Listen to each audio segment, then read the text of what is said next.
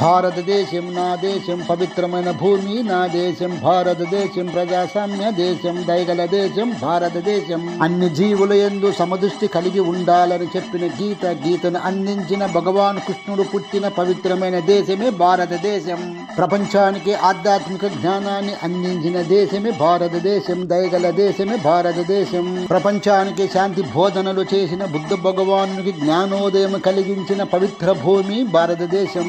కుల జాతి భేదాలు లేవు అని చాటి చెప్పిన నిర్వాణ శతకం రాసిన సద్గురు శ్రీ ఆది శంకరాచార్యులు పుట్టిన పవిత్రమైన భూమి భారతదేశం. ప్రపంచానికి జ్ఞానబోధ చేసిన శ్రీ స్వామి వివేకానందుడు పుట్టిన పవిత్రమైన భూమి భారతదేశం. ఎందరో జ్ఞానవంతులను, మేధావులను, విప్లవ వీరులను అందించిన పవిత్రమైన భూమి భారతదేశం. ఎన్నెన్నో పవిత్రమైన నదులు పుట్టిన భూమి భారతదేశం.